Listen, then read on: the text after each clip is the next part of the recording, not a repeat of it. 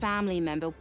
And it's something that, if you are not strong enough, it will tear you apart. Told by America's #1 royal source. We have incredible relationships, incredible access. We often know something is going to happen before the rest of the media does. You're going to hear revelations that you've never heard before. Harry and Meghan wanted to turn their public life into a private life. As a couple, they were under an incredible amount of pressure and scrutiny. They made it known how horrible this was, that their privacy was invaded in this way. But what would happen next was shocking. They dropped a bombshell that rocked the monarchy. This wasn't just headlines in England. This is headlines in every single country. This was panic stations for the royal family. And the world is waiting to find out what will happen next. What did it mean for their titles? What did it mean for how they could earn money? Not everybody's on the same page, that much we know. They are totally royal rebels. It's changing everything for the future of the monarchy. What happens now?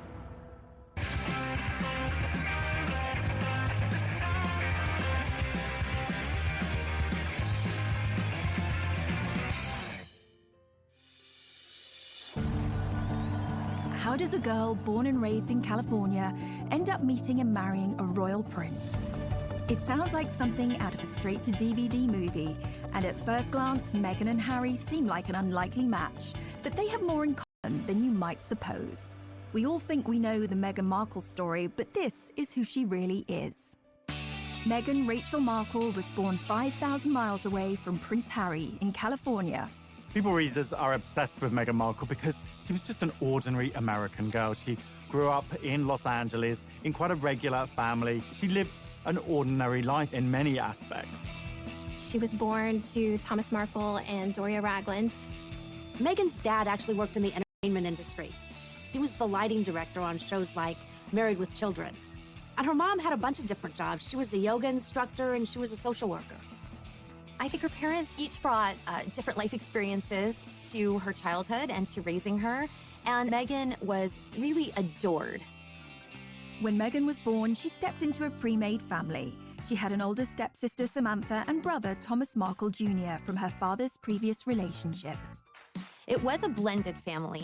And one of the sweet stories from her childhood that she shared is that she had coveted a Barbie doll set that was called a Heart Family. And it came in a white version and a black version.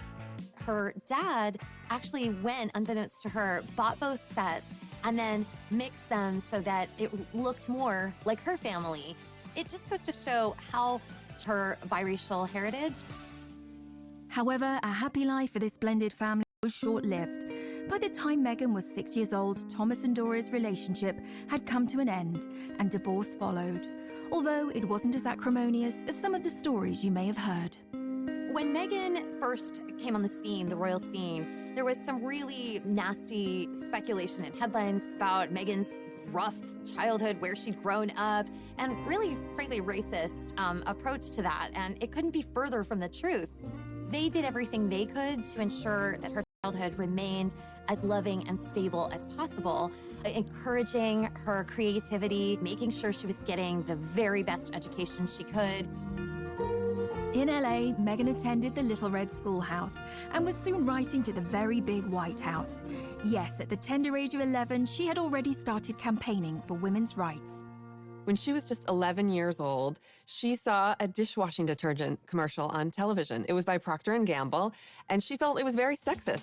The gloves are coming off. Women are fighting greasy pots and pans with Ivory Clear. And Meghan said to her parents, why does it say women?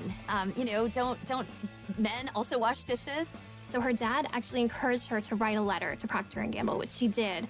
And the result was incredible. They actually changed the commercial to people across America. That got Meghan her first kind of national attention. And she saw that her voice mattered. Write letters and send them to the right people, and you can really make a difference for not just yourself, but lots of other people. As a teenager, Meghan attended the Immaculate Heart High School, an institution known for its liberal arts and drama courses.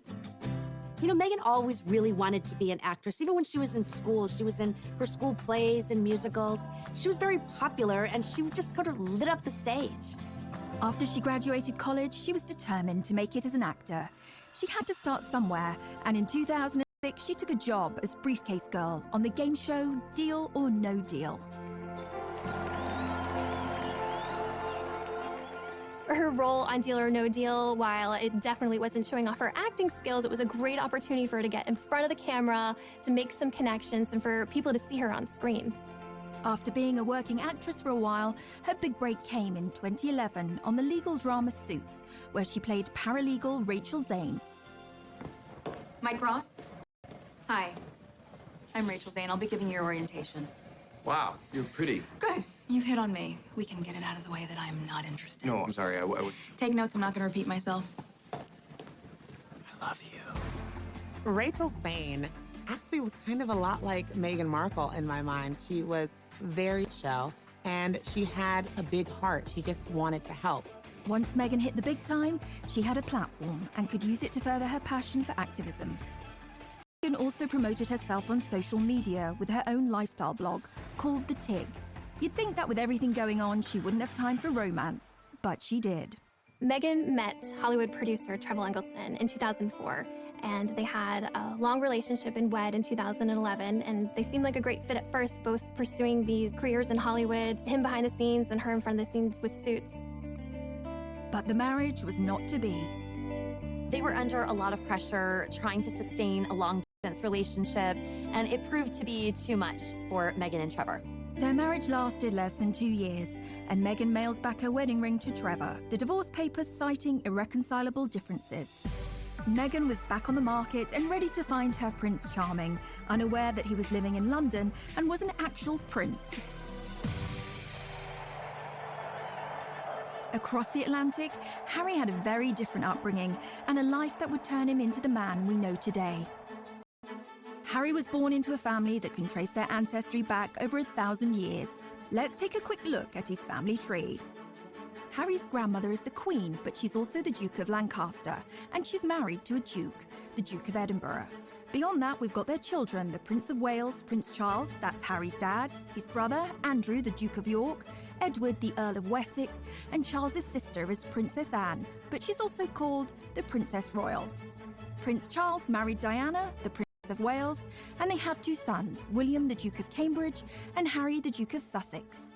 Thanks to his brother's kids, Prince Harry is knocked back to 6th in line to the throne, and all being well, he's now never going to get his hands on the crown jewels.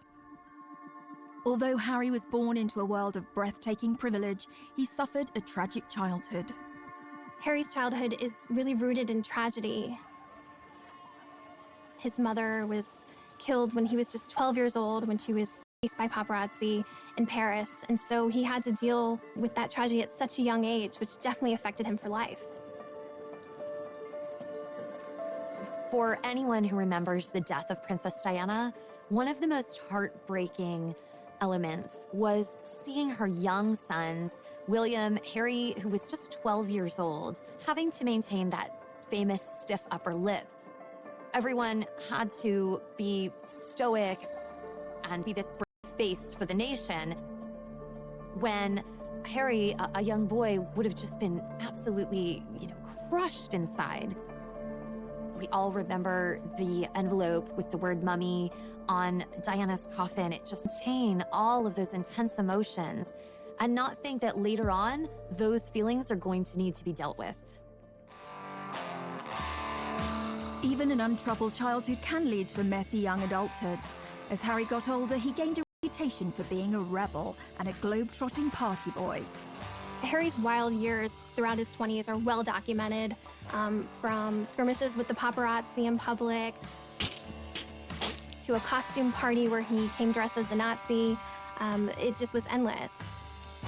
But today we know that all the sort of rowdy times were kind of a last hurrah before he left for his service. Harry went from party boy to action hero when he joined the military, where he served for 10 years, including 2 tours of Afghanistan. He thrived in that environment. Perhaps it was a relief for him being able to step away from the spotlight. He was a particularly skilled Apache helicopter pilot and gunner, and rose to the rank of captain. During the military, he was able to get out of the public eye. He was able to be one of the guys. And that really allowed him an opportunity to blossom in a way that he hadn't when he felt a little more repressed in the royal family. This is when we really began to see Harry coming into his own. And, watching him fly helicopters in his camo, I mean, this is when he starts to kind of rise as maybe the most sought-after bachelor in the world. Harry was always a big hit with the ladies, and some of his romantic liaisons have been with businesswoman Chelsea Davy and British model Cressida Davis, who is actually a descendant of King Charles II.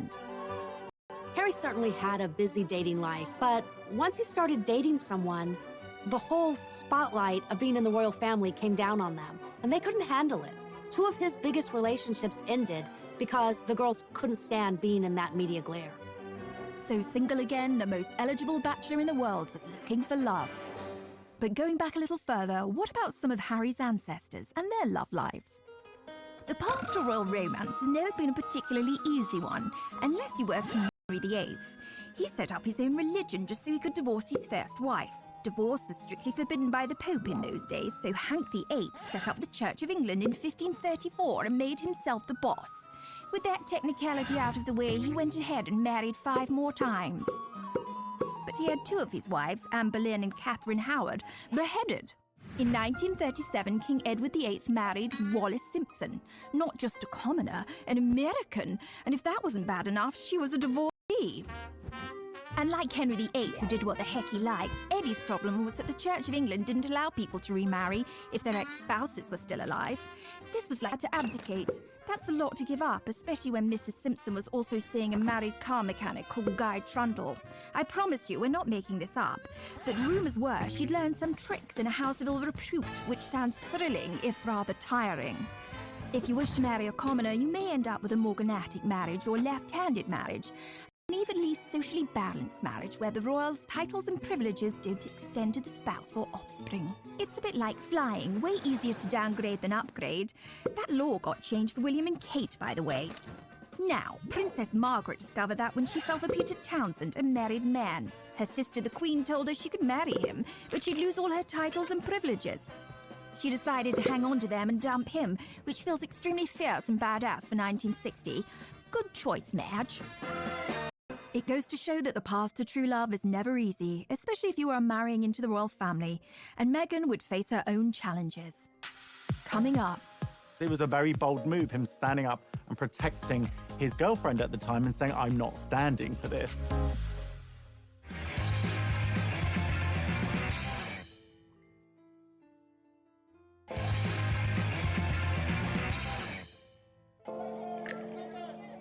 So how did this love story begin between Meghan and Harry?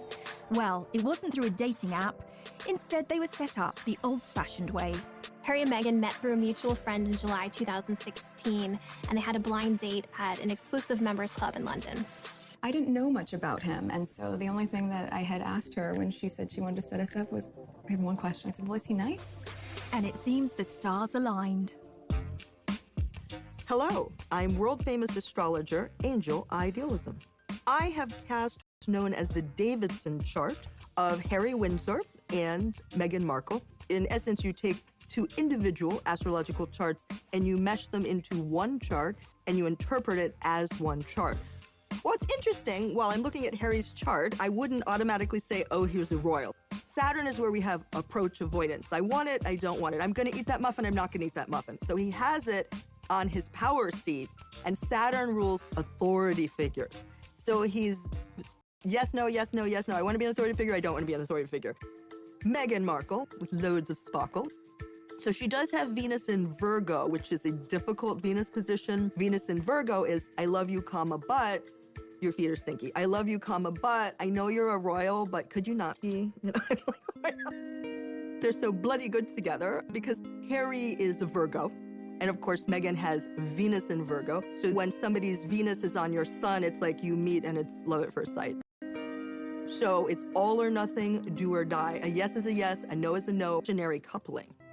After a handful of dates, things moved quickly, and Prince Harry invited Meghan to accompany him on a trip to Botswana in Africa. Classic 4th date move. We camped out with each other under the stars. We spent going jogging for 5 days out there, which was absolutely fantastic. So then we were really by ourselves, which was crucial to me to make sure that we had a chance to get to know each other. Yeah. Harry and Meghan were doing real-life Sleepless in London and Toronto at the time. Meghan's living in Toronto, where she has this busy career on Suits. Harry, of course, based in London. Like anyone knows, long-distance relationships aren't easy, but they found a way to make frequent trips to see each other as much as possible. For the first few months of their dating life, they were able to enjoy their secret love affair away from the glare of the media. But their relationship leaked out on October the 31st, 2016, with news Harry was dating an American actress.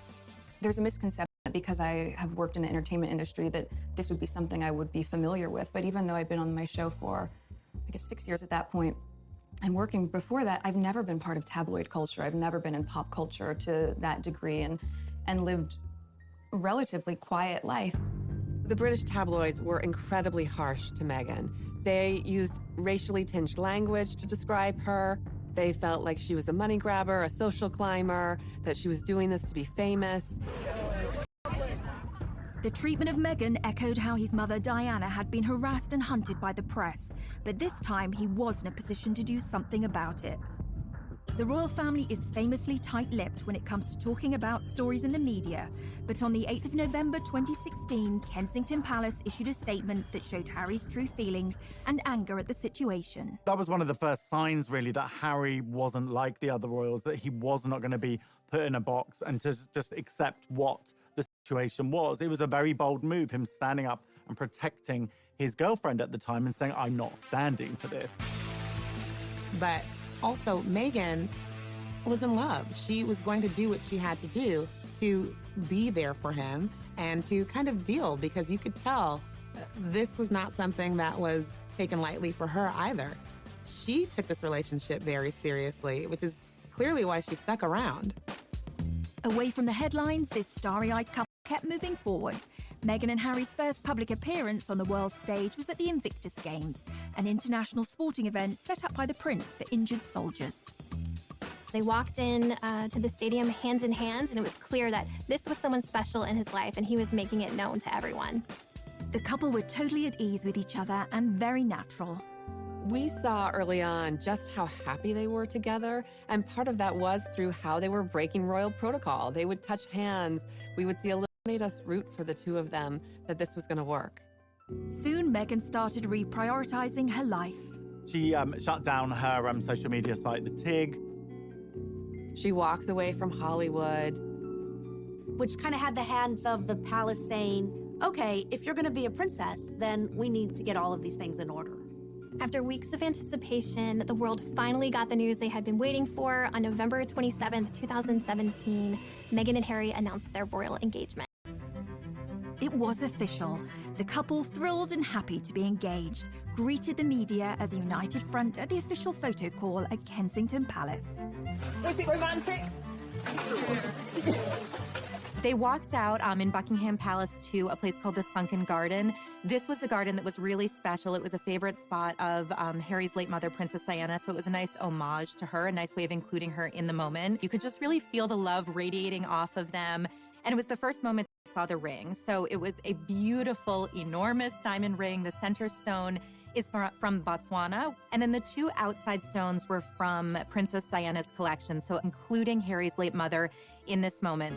They released a beautiful set of photos that were really stunning, but even then, some of the press point out things chipping away at Meghan, pointing out ridiculous things, that she wasn't wearing tights and this wasn't following royal protocol, which is just kind of ridiculous and archaic. Harry and Meghan's natural way with each other, this ease that they have, was apparent from the start, especially during this engagement announcement, holding hands, looking up at each other, all smiles, very comfortable with each other. And this was a stark contrast to the engagement announcement that we saw from Harry's mother and father, Diana and Charles, where it seemed uncomfortable and slightly awkward. Can you find the words to sum up how you feel today, both of you? Well, find that sort of word, isn't it, really? Just delighted and happy. And I'm amazed that she's been brave enough to take me on. And I suppose in love. Of course. Whatever in love means. And while he must have endured a refreshed grief as he reflected on his mother not meeting Meghan, he said that they would have got along smashingly. They'd be thick as thieves.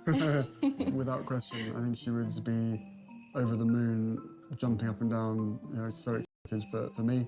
But then, as I said, we'd have probably been best friends with Meghan. She's with us. I'm sure she's with us, yeah, you know, jumping up and down somewhere else. Coming up. Meghan and Harry's wedding was like a wedding that the royal family had never seen before. It's just like more glamorous than the Oscars.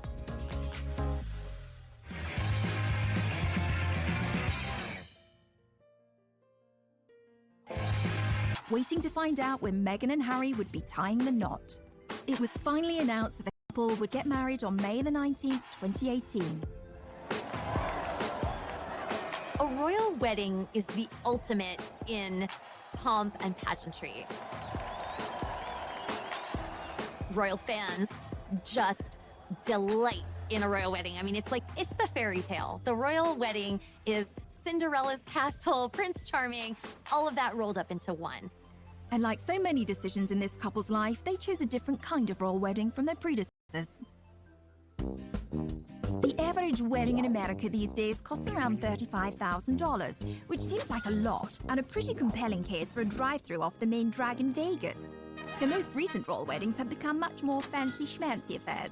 I mean, maybe not Kim Kardashian fancy, maybe not Elton and David pink champagne and caviar fancy, but in terms of cost, royal weddings win every time.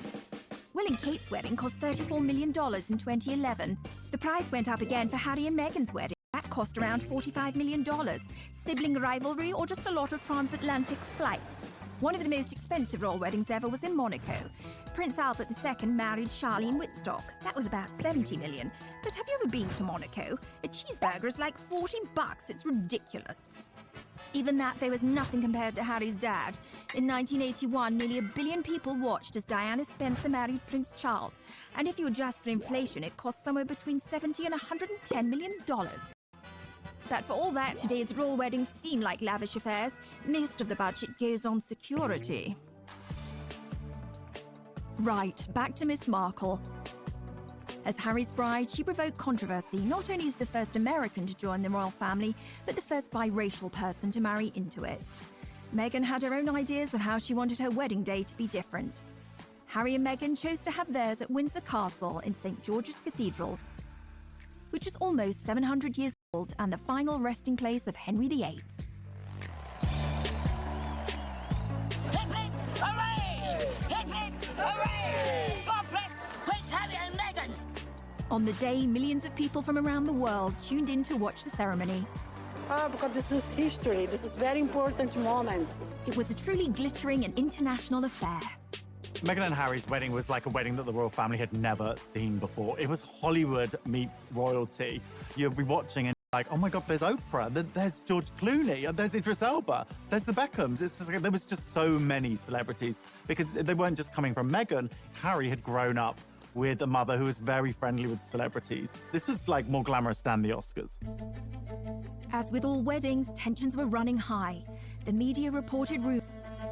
There was reportedly one dust-up between Meghan and Kate during a fitting for Princess Charlotte's little bridesmaid dress, where they had a disagreement and Kate ended up in tears. And of course, we have to keep in mind, this was very soon after Prince Louis was born. A source explained that Kate was still very emotional. There had been a lot of stress around the wedding and around the planning.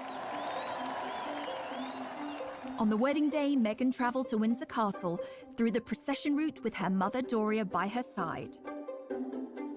Everybody was waiting with bated breath to see what Meghan's wedding dress would look like. Would it be some over-the-top, grand, poofy princess dress like Princess Diana? Would it be this sort of elegant, sophisticated lace, long sleeve look like Kate Middleton? It was neither of those things. She had a very simple, tailored, streamlined dress. I mean, this really was understated. She was just impeccable, modern, an entirely new version of a princess. Only a few days before, Meghan had been due to walk down the aisle with her father Thomas, but he then announced that he would not be at the ceremony due to his recovery from heart surgery. And of course, the media went to town on the divisions within her family. Anytime there's a big wedding where families coming together, there's a lot of potential for strife and stress. And then came the question, who would walk Meghan down the aisle and what's going to happen now that her father's not there? She made a real groundbreaking move in deciding to walk first steps by herself, which really showed that this was a strong, independent woman who was making the decision to step into this life on her own. And then she was greeted by her father-in-law, future King of England. Prince Charles stepped in to walk Meghan partially down the aisle. There's no greater compassion and love for a future daughter-in-law than to take her by the hand to lead her to Harry to get married. I think a lot of people, even for those of us at People Magazine on staff watching, felt like, how is she so calm? You know, she was almost preternaturally serene. Later, when I spoke with her friends, they said, that's who Meg is. When she's in the moment, she's really in it. When she's made choices, she believes them 100%. And so there was nothing for her to be nervous about. And I thought that was really extraordinary. As the star-studded congregation looked on, Meghan's pastor, Michael Curry, delivered an impassioned sermon about love. Imagine this tired old world when love is the way, when love is the way. A far cry from the usual stuffy speeches, the ever-observant media caught Kate Middleton giving Put asunder. All was saved when the newlyweds delivered what we had all been waiting for. Meghan and Harry follow in tradition by having their first kiss in public when they step outside of the church. It was really the sort of like big PDA moment between the couple. The crowd went absolutely wild. It felt like it could just be your friend's wedding and they happened to be really in love, but it happened to be something that millions of people were watching. So it was that authenticity and that genuine love that really came across, just as all of their other public moments had brought. That day, the couple received a new title from the Queen, Duke and Duchess of Sussex, and their new life began. Coming up, they really felt protective of this new baby and wanting to make sure he had as much privacy as he possibly could from the very start.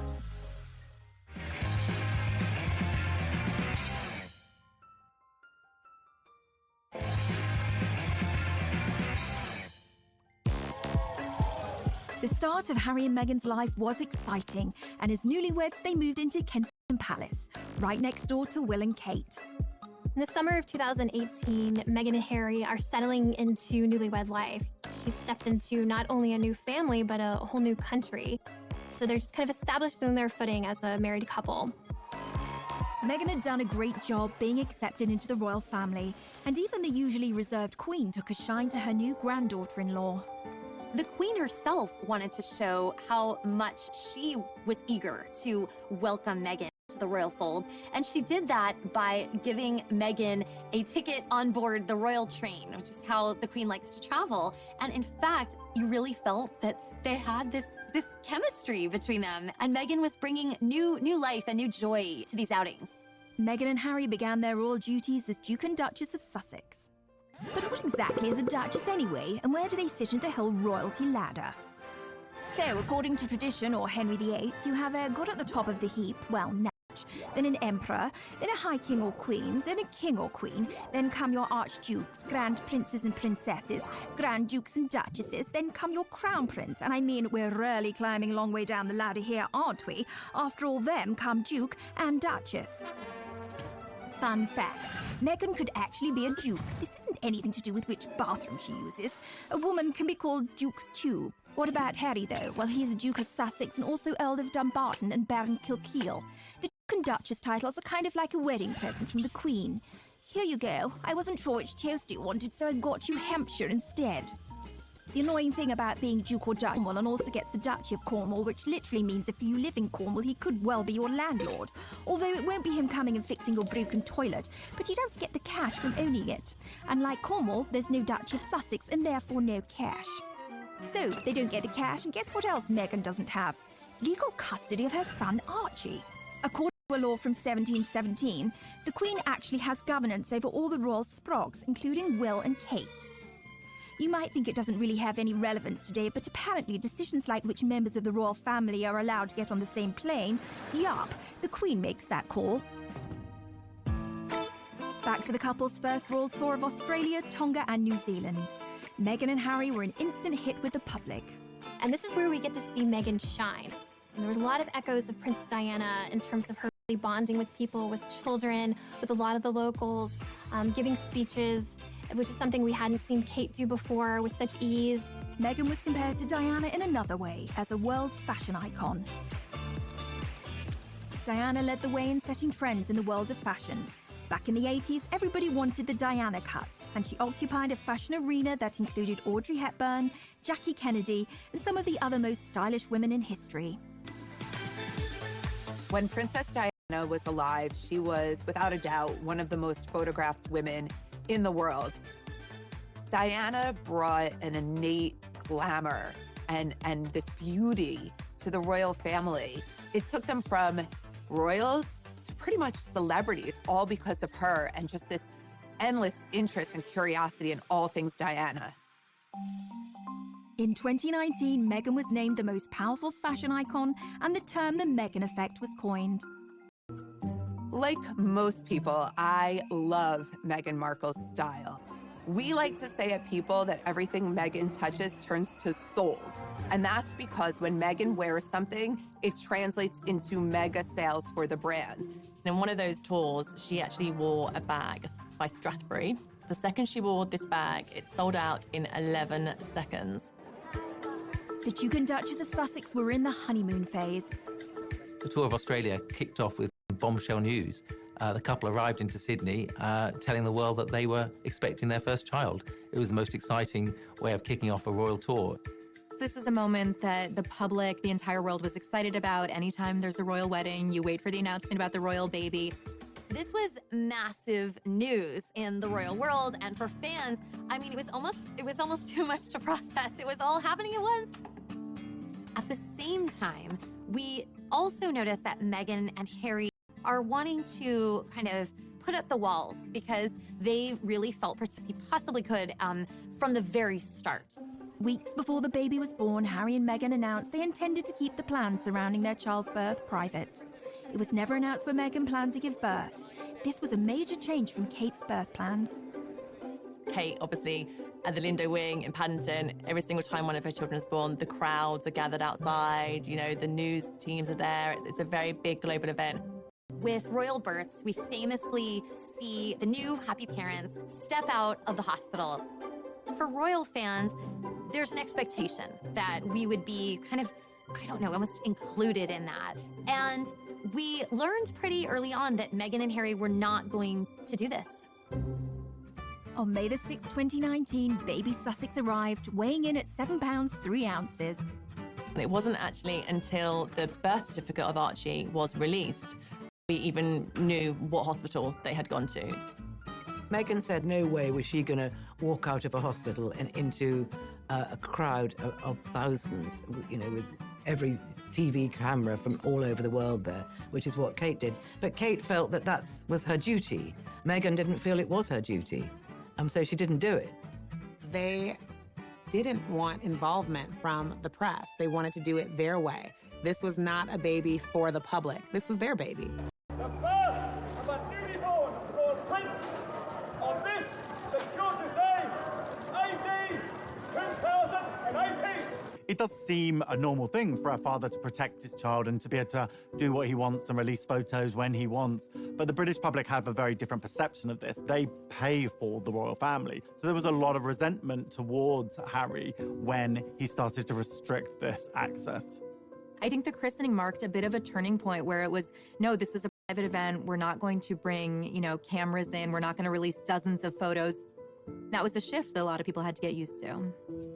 Meghan, Harry and baby Archie then moved away from Kensington Palace to Frogmore Cottage in Windsor. Well, Harry said that he felt like a prisoner in Kensington Palace. He couldn't wait to get out of there. The Queen offered them Frogmore Cottage, but it was in a very dilapidated state. And unfortunately for Harry and Meghan, the bill fell on the taxpayer, and it was £2.4 million.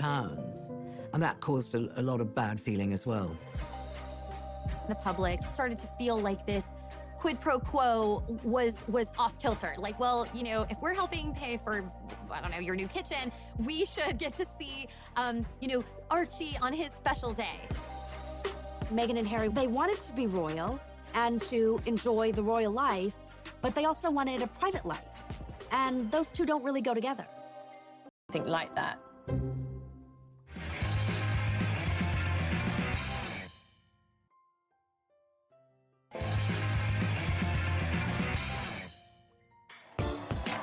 There's more to being royal than cutting ribbons and waving.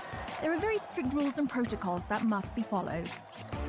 My name is Micah Meyer, and I'm the founder of Beaumont Etiquette. My training was very formal. It was done in London under a former member of the Queen of England's household staff.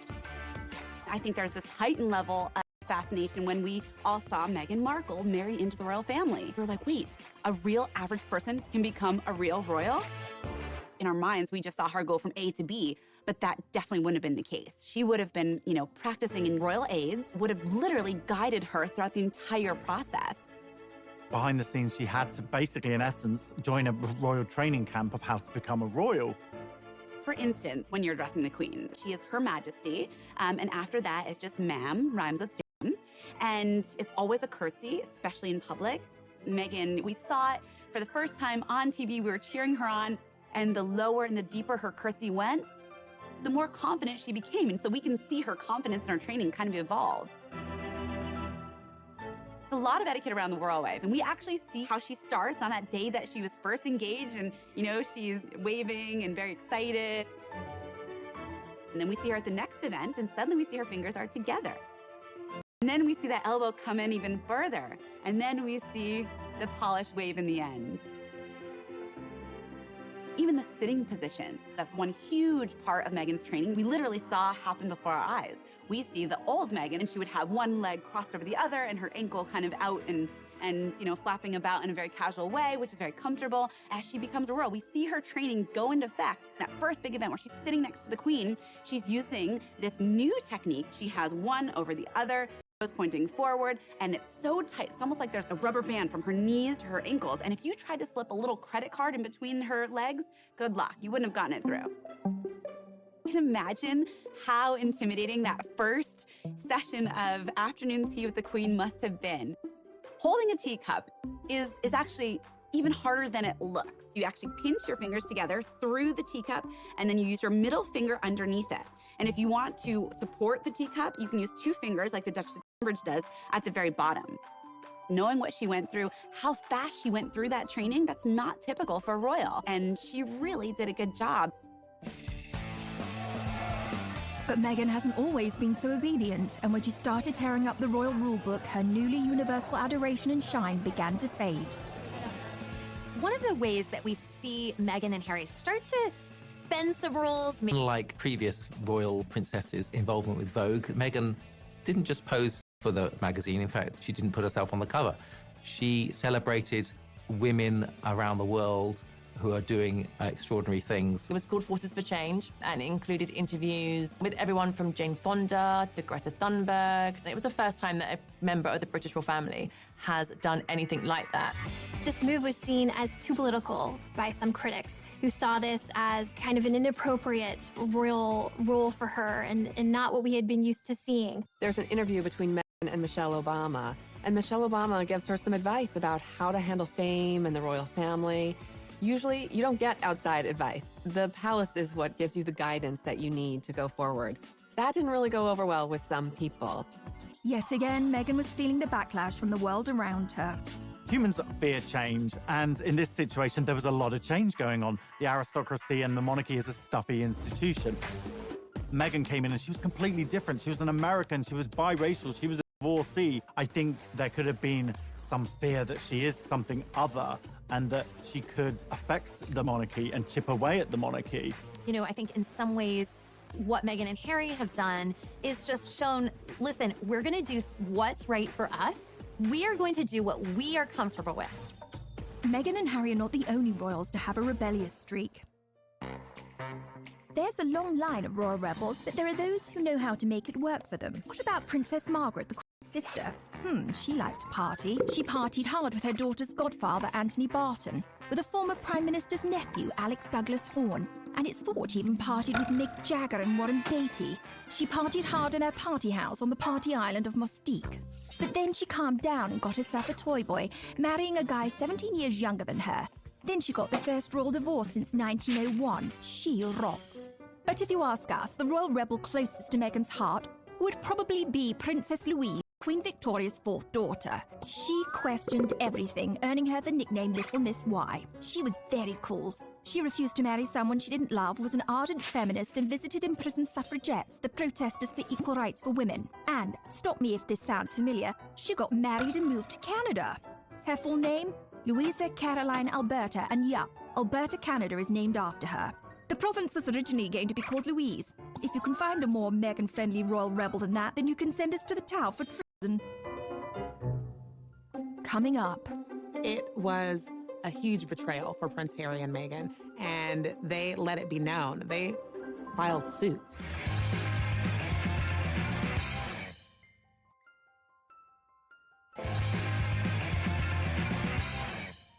A valuable asset or your worst enemy, and Prince Harry and Meghan have maintained a love-hate relationship with them.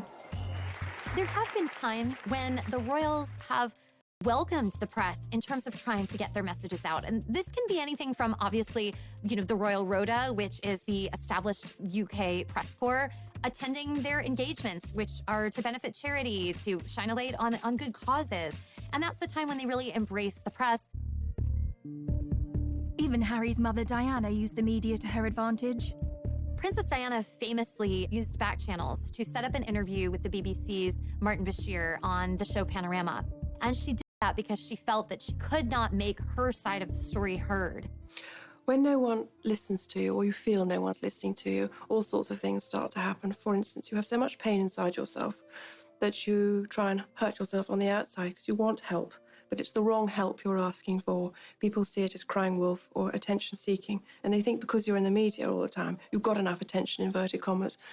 But I was actually crying out because I wanted to get better. We have never seen any royal open up the way Diana did, the way she bared her innermost thoughts and feelings. But unlike Diana, Meghan was too new to royal life to start airing her grievances publicly. But her friends would rally to the cause. In an exclusive interview with People magazine, Meghan's inner circle opened up about the Duchess's private life and her struggles with the UK tabloids. In February of 2019, Meghan's inner circle of friends felt that they could no longer remain silent while what they saw as global bullying of Meghan was unfolding. They wanted to speak out, and they came to People magazine to do that. What I heard from them was that nobody celebrates your wins bigger than Meghan. And by the same token, when you're struggling, Meghan is there with a box of Kleenex and a bottle of wine, anything she can do to comfort and support you. And, they talked about another misconception that Meghan is so high maintenance. There was a report that Meghan wanted the church sprayed the specific scent, and it was sort of diva moment. And the friend said, Meghan is so religious, she would never, ever disrespect a holy place like St. George's Chapel at Windsor Castle, and that's a contradiction to who she is. I came away feeling like my friendships are really inferior to Meghan's, because these women, they felt so loved by her and supported in a way I had really never seen before. Meghan got a little help from her friends, but it was short-lived. Later that month, the Daily Mail ran an article that for Meghan and Harry crossed the line. There was a major issue with the Mail on Sunday that published a letter, a private letter on Harry and Meghan, and they let it be known. They filed suit. She obviously feels like it's a copyright issue that they went ahead and posted that letter without her permission. The action was accompanied by a scathing statement from Prince Harry denouncing the media's bullying of his wife. This clearly goes back to his anger and his hurt at how his mother was treated. Days later, Prince Harry sued the owners of The Sun and Daily Mirror for allegedly hacking his voicemails. They're both very much taking a stand against the UK press, against the tabloid intrusion that they feel has completely compromised their ability to have a private life. So who are the tabloids? If you're even slightly famous and you're in Europe, the chances are, whatever you're doing, someone is going to be taking a photograph of you. They're pretty aggressive with how they get their scoops. A famous scandal was Squidgygate. A British newspaper got hold of a recording of Princess Diana and a close friend, James Gilby, speaking on the phone. In the calls, Gilby calls Diana either Squidge or Squidgy 53 times. Try calling me that once, I dare you. There's always been a degree of push and pull with the press. Let's not forget the British royal family is paid for British people. They help fund their lavish lifestyle, so what the royals get up to is very much in the public interest. Now, poor Meghan has felt the sharp end, and the coverage of her life in Kate Middleton's is astonishing. For Kate, not long to go, pregnant Kate tenderly cradles her baby bump. For Meghan, why can't Meghan Markle keep her hands off her bump? Is it pride, vanity, acting, or a new age bonding technique? For Kate, Kate's morning sickness cure, Prince William gifted with an avocado for pregnant Duchess. For Meghan Markle's beloved avocado linked to human rights abuse and drought. One thing's for sure, pics of the royal family mean cash, so watch out for that long lens, Meghan and Harry. Coming up. People were saying, is this going to work out? Are they going to be able to stick this out? Because it's not looking good.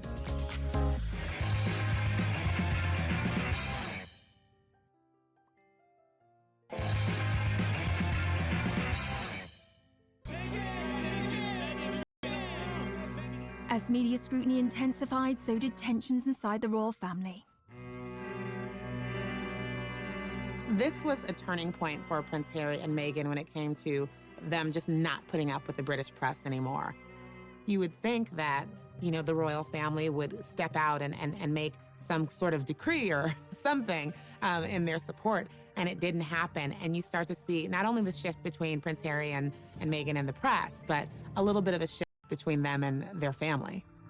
There were some tensions going on behind the scenes. I think what happens with any family is that an outsider, someone else, as copacetic as they seemed, things were sort of strained. People obviously looked into a lot of this, and what appears to be at the root of it is a division between the brothers, William and Harry. Tensions between Harry and William had apparently been growing for some time. What had happened is Prince William had confronted his brother in the run-up to Meghan and Harry's wedding. He just questioned him about, do you think she's the right girl for you, effectively? Is she the right person for this job? That went down badly with Harry. We understand was obviously quite angry. Harry never forgot that. That started a rift that had only deepened. They were never able to really heal from that initial disagreement. Harry and William have always had a particularly unique bond as siblings. Let's explore the brothers' relationship a little bit deeper. William and Harry were born just over 2 years apart. They were close as children, and as they grew up in a family where roles and status mean everything, it was inevitably going to put a strain on even the tightest brotherly relationship.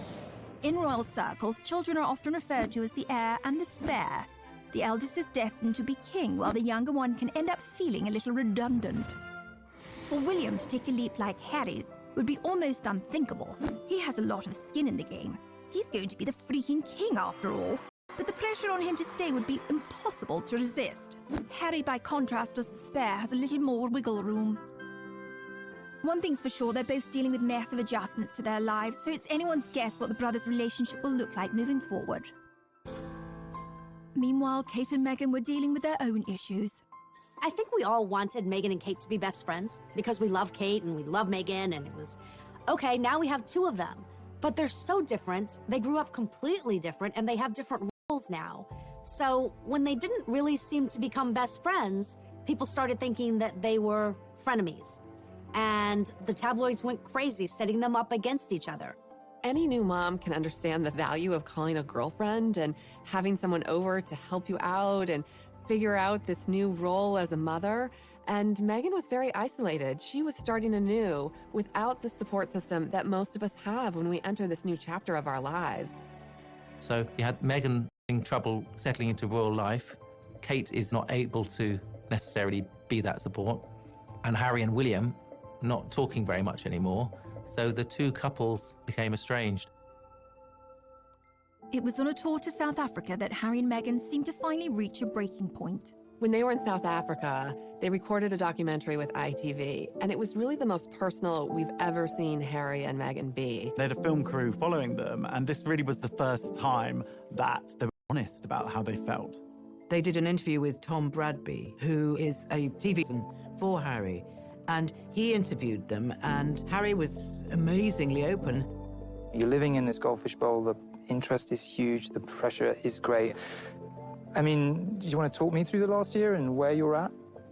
Look, part of this job and part of any job, like everybody, means putting on a brave face and turning a cheek to a lot of the stuff. But again, for me, And for my wife, you know, of course there's a lot of stuff that hurts. They felt that they were in isolation, and they also felt that they had no support when it came to all these things that they were uniquely dealing with. Another huge moment in that documentary was where Meghan spoke out about how she was feeling. You could tell that she had been struggling in her role as a new royal and as a new mom. It's obviously an area one has to tiptoe into very gently, but I don't know what the impact on your physical and mental health or pressure that you clearly feel under. I would say, look, any woman, especially when they're pregnant, you're really vulnerable. You add this on top of just trying to be a new mom or trying to be a newlywed. And also thank you for asking, because not many people have asked if I'm okay, but it's a very real thing to be going through behind the scenes. I think Meghan was really sending a message direct to camera saying, I need help here. This is a difficult situation. When she says not a lot of people have asked if I'm okay, she's not really referring to the public or fans who support her.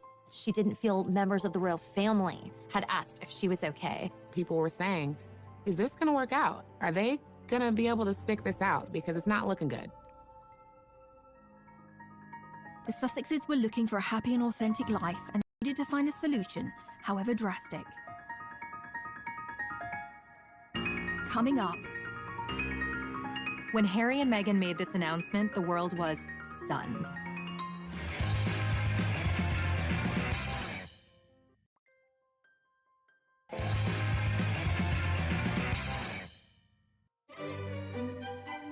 We all remember those moments in history that changed the world. The first moon landing. Assassination of John F. Kennedy. The first time we saw Kermit the Frog's legs. So weird. And when Harry and Meghan decided to leave the royal family. A royal announcement that is sure to rock the United Kingdom. Royal split. Harry and Meghan quit. Going it alone, the Duke and Duchess of Sussex. The royal family reeling this morning. A rift in the royal family not seen for a generation.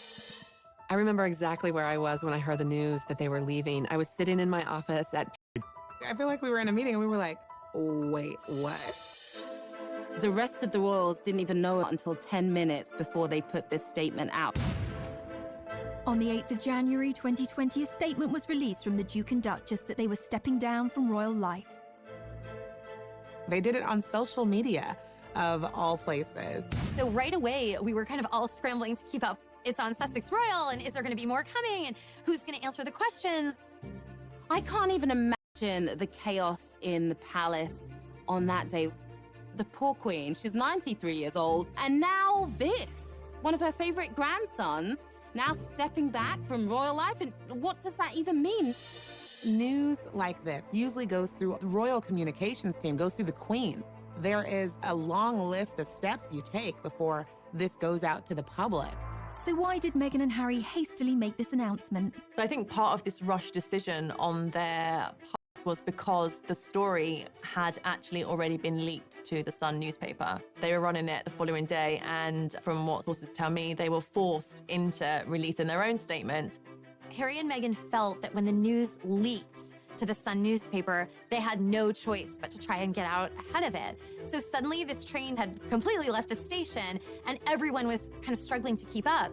I think it was a bad decision on Harry and Meghan's behalf to rush out this document without checking with the royal family. You don't change your decision-making and go against the Queen just because some scrappy journalist in London is saying that they've got a story. There had been rumours that Harry and Meghan had been in discussions with members of the royal family about leaving the monarchy, but this surprise announcement was a stunning reveal for all parties involved. It is a bit of a soap opera, but I mean, quite frankly, the things that have happened recently, you couldn't write it. You can hardly imagine how difficult that talk must have been between Harry and Meghan about what they were going to do. They've put Archie down to sleep, and they are trying to figure out how to walk away from one of the most important families in the world. Meghan and Harry have not been the only royals to drop a bombshell. Being Being royal is a high-stakes game, and if we look to the past, Meghan and Harry are not alone in causing a few royal eyebrows to be raised. Good old Chuck and Kemi, Charles and Camilla, first met in 1971, but waited 34 years to get married. In that intervening time, Charles married and divorced Princess Diana. There was an infamous moment when they were asked, "And are you in love?" Diana replied, "Of course," and Charles drawled, "Would really had married and divorced Andrew Parker Bowles." But they didn't exactly wait until their wedding night to hook up. They were still married, but it was to the reported approval of Camilla's first husband, who knew all about it. In fact, a recording of a phone call between Charles and Camilla got leaked, which is far, far beyond what you might call a bit saucy. We'll let you look that one up for yourselves. This is a family show, people. So in the grand scheme of things, Harry and Meghan's bombshell seems pretty tame by comparison. The media, having felt kept at arm's length, went into a frenzy. The press and social media very quickly coined the phrase Megxit, which is really quite misogynistic. It's blaming the fact that Meghan and Harry are leaving the royal family on the woman. The British press is always blaming Meghan. They've done that from the beginning. Whatever Meghan and Harry do that they don't like, it's Meghan's fault. From a tabloid media standpoint, Meghan became the focus of she's the one driving this decision. But anyone who really knows Harry knows that he has expressed a desire to step away from royal life from the beginning. There were times in his 20s where he kind of lamented at this role that he's in and hinted at that he would love to have a life outside of the royal family. So if anything, he's the one propelling this decision, and Meghan's supporting him. But I think we know now this is a decision they made as a couple. They're very much a family unit. You know, we know they have a great relationship and that they're doing things that they think are best for their entire family. This had to be something that really weighed on them. But what must have weighed on them more was what they had been through for them to make the decision to leave the royal family, to leave the Windsors. I mean, it's a dream for so many people. And they decided to just walk away. Coming up. Something like this could bring down the monarchy. This was panic stations for the royal family.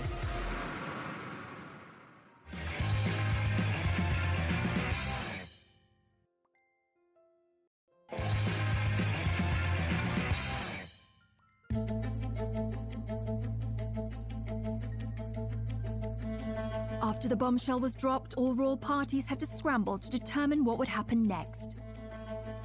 Something like this could bring down the monarchy. This was panic stations for the royal family. Buckingham Palace did release a statement, and I think this was a big shock to the world. It was obvious from that statement that they weren't on the same page. Discussions are still ongoing. We know they are expressing an interest to do this, but all the details haven't been worked out yet. The thing is, you don't announce the plan until you know what the plan is, right? They did things back to front. By now, Meghan had already gone to Canada. A 93-year-old Queen Elizabeth had to spring into action and implement damage control. He said that they were going to have a summit at Sandringham. She had Charles and William and Harry all meet her there, and then they sat down to talk it out. The pressure on the Queen here is immense. The Queen was on her back foot. She is under pressure to be the leader and to have an answer and to have a path forward, and the clock is ticking. Within days, on January the 13th, 2020, the Queen publicly announced a declaration of her blessing for the couple. 5 days later, the Queen released a statement that was really in support of Harry and Meghan's decision. And this was one of the most emotional statements we had ever seen from the Queen. Since the death of Princess Diana, she used terms like my grandson, my family. We're not used to seeing those sort of terms of endearment coming from the Queen. She loves Harry. She wanted to make sure that Meghan and Harry felt that they had her backing. But that also helped kind of put a lid on any other gossip and drama that would immediately come out in those first few days. This is unprecedented. There were so many details to work out, so many questions. Where are they going to live? What will their titles be? Everyone wants to know how they will actually go about charting out this new life and where the money's going to come from. What are they going to do? But how do the royals make their money? Yes, let's talk about money. I'm Haley Sachs, and I'm a financial pop star. The royals make their money 3 different ways: through inheritances, sovereign grants, and also through duchies. The sovereign grant is taxpayer money. So if you're watching this and you live in Britain, I'm sorry because you paid Meghan and Harry $130K last year just to leave your country. So yeah, you can cry about that.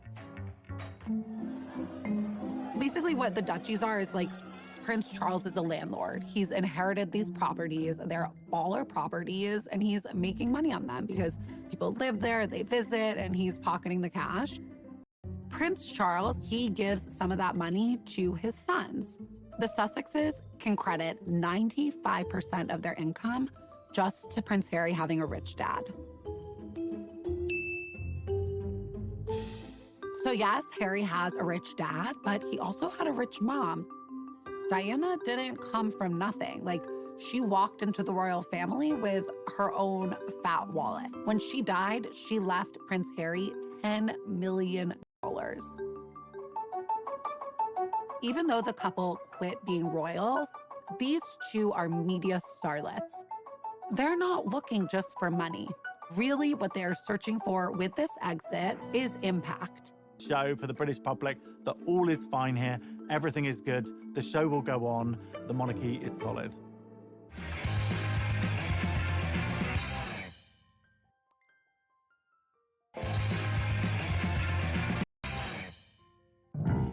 While Meghan was busy unpacking her Suits DVDs in Canada, it was back to business for the royal family. It was initially a bit of chaos as everyone tried to kind of find their footing in this new, unprecedented order of things. At the end of the day, the monarchy has to come first and the crown has to come first. The Queen, she's not going to let her emotions get the better of her. Now it's about action. It's about taking action and figuring out what are next steps. The monarchy is often, throughout history, in a very vulnerable position. There are a lot of people who don't agree with the monarchy. The monarchy can be perceived as a very undemocratic institution, essentially inherited power. When you have somebody who is stepping away from the royal family, this makes the royal family very vulnerable. For those that had stayed, the Queen doled out presents. Prince William was bestowed with an additional royal post, Lord High Commissioner to the Church of Scotland. The royal PR team wanted the rest of the family to show a united front, and William, Kate, Charles and Camilla embarked on a rare joint charity engagement, and the British press dubbed them the new Fab Four. All this sort of family discord and fighting amongst themselves didn't look good, so the Queen wanted to fix this up. She has Charles and Camilla and Kate and William all at her beck and call to come out and present a united front as this is the royal family, we're still here for you. The Duchess of Cambridge was also being kept busy on a tour of the UK to promote her work with childhood development. Kate has really stepped forward. She just gave her most illuminating interview that we've ever heard from her. You know, it was a podcast, a very modern format, where she talked about the challenges of motherhood, the challenges of being pregnant. So she's willing to take up this mantle and help support the monarchy any way she can. They're doing the most positive things. They're putting on a great show for the British public that all is fine here, everything is good, the show will go on, the monarchy is solid. With the royal family's united front in check, the Queen had one last ground rule that needed to be laid. What was important to the Queen was that Meghan and Harry cannot continue to use their royal titles and the trademark of Sussex Royal. She didn't want any perception of impropriety that they might be making money in any kind of way off of any royal titles. Obviously, they're known as Sussex Royal. That is their Twitter handle, their Instagram name. The whole brand is based around that. The Queen and other members of the royal family had said, actually, no, that word royal cannot be used. No one can say royal unless they really are royal. Wanted their new life. One of the things that was just so exciting to see was how they took this bold step themselves. It was world-shattering news. It made headlines the world over. Was it perfect? No. But when you kind of take control and find your voice and realize, I can make this path forward, that's a really inspiring thing to see. During Harry's final few days in the UK, he delivered an emotional exit speech at a charity dinner in London. It brings me great sadness that it has come to this. There really was no other option. It has been our privilege to serve you, and we will continue to lead a life of service. So in that respect, nothing changes. But I hope that helps you understand that I would step my family back from all I have ever known, to take a step forward into what I hope can be a more peaceful life. It's a tough situation, particularly for Prince Harry, because this is his family. These are the people who have loved him and raised him and who he has grown up with his whole life. We've all been in family situations that can be complicated, but they're always a part of who we are. So I think the goal for them is to still have warm relations. I think Harry and William still want to reforge their bond, but it's going to look very different than anything we've ever seen before. The rest of the world had their own reactions in the aftermath of the Sussex's bombshell announcement. While Harry filled a suitcase with a gold toothbrush, some monogrammed socks, and a copy of How to Succeed in Business, support was flooding in from celebrity friends and admirers. Bette Midler hoped Meghan would bankrupt them all, although I don't quite see how she'd manage that. Oprah Winfrey said she supports them 1,000%. And Jack Osborne observed, "Listen, Prince Harry, if I can survive my family, you can survive yours." And Meghan's friend Jessica Mulroney, who previously had the sweetest babysitting gig imaginable looking after Archie, called out critics of Meghan as racist bullies and posted this quote on Instagram after the news. "A strong woman looks a challenge in the eye and gives it a wink. Wink hard, Meghan." Coming up, how is the next chapter going to unfold? The world is their oyster right now. They can pretty much do anything that they want.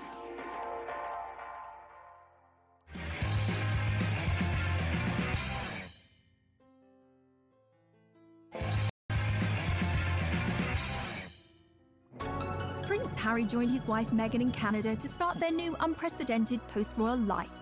It was revealed that Meghan and Harry are going to be splitting their time between the UK and Canada during this period of transition. So they set their sights on Vancouver Island, where they spent a lot of the time over the holidays.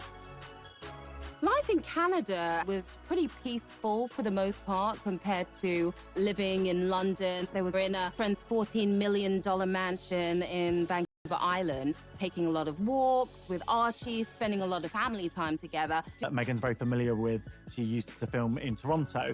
But I think it's a place that she felt safe. This wasn't the spotlight of London, and they just needed somewhere calming, somewhere that they could get their thoughts together and really also heal their mental health, I think. So what are the predictions for the couple's next steps? It's brand new territory for them to be trying to find a way to basically earn money. And, you know, when you are the Prince of England and the Duchess of Sussex, it's like you have to earn a lot of money in order to keep up that lifestyle and to live independently. It's going to be a really interesting road ahead. Their last round of royal engagements were in March. They're officially stepping back, and they'll no longer be using their HRH titles or Sussex Royal. But I think the world is their oyster right now. They can pretty much do anything that they want. Both of them are very smart. Both of them are very talented. Harry and Meghan's next steps in terms of their careers is anyone's guess. Who knows whether we might see a Meghan Markle clothing range for one of her women empowerment charities. We might see a book deal maybe, although various ones of those have been denied so far. We also know that Harry is involved in a TV project with Oprah for Apple TV. So that will be announced at some point this year, I'm told. We've already seen that Meghan did her first voiceover role for Disney, and the check was donated to a charity for elephants. They're definitely going to be cashing in on their celebrity status. There's no way they're going to be penniless. They are going to have offers coming through the door. We saw Harry and Meghan recently in Miami at this banking summit at JP Morgan. We thought they were going to be laying low. Suddenly we got the news that Harry and Meghan was sitting next to J-Lo and A-Rod at a star-studded event for JP Morgan. And there are rumors that Harry earned $1 million for giving a speech at that event. It's not a bad paycheck at all, especially for your first time outside of the royal family. People are going to be offering them deals left, right, and center, but they still have to have composure and remember where they came from, because ultimately they don't want to disrespect the monarchy. The Sussexes don't need to rush into anything. They're still extremely high people. In fact, maybe even more high profile now after stepping back from the royal family, and since making this bombshell announcement, they're probably more famous than they even were beforehand. What do the inner circle of Harry and Meghan's world think of this? Since Meghan and Harry have stepped away from their role as senior members of the royal family, what we are seeing is a completely new chapter, and really, as one source told us, uncharted her family first. She's going to put her son first. Her life as a mom is so important to her. And if everyone is chattering around her about, but what about this? But she shouldn't have said that. She shouldn't be here. She shouldn't be there. That's something she's going to push out of her mind. I think an important thing to understand is that Meghan and Harry don't feel beholden to some of the rules that would govern William and Kate, who are in line to be future king and queen. We were told by a friend of Harry's that Harry the royal and Harry the person are two very different figures. And Harry the person wants to thrive. And I think that Meghan's friends and Harry's are completely supportive and thrilled for them because it was hard to watch them feel so suppressed. Meghan Markle and Prince Harry have left Canada, reports People magazine. So People magazine has been covering the royals really since the inception of the magazine for decades and decades. We have incredible relationships.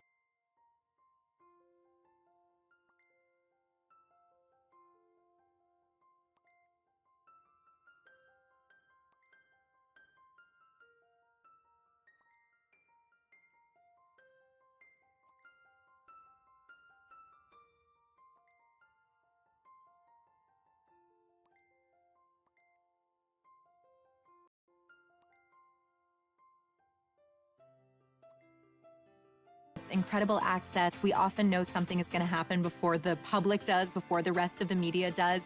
Ultimately, Meghan was pulled back to Los Angeles. That's where she launched her career.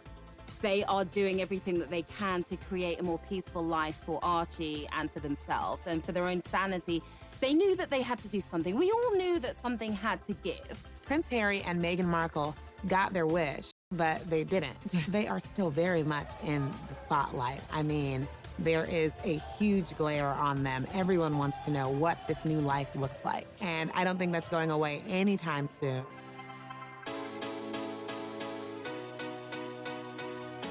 A lot of people are wondering, will things ever be the same in this royal family? I think we're seeing like a new age of royals, and it'll be really interesting to see what happens with them and how they forge their own path, not just tied to the royal family. Never underestimate what your actions, your choices, and your resilience means to others.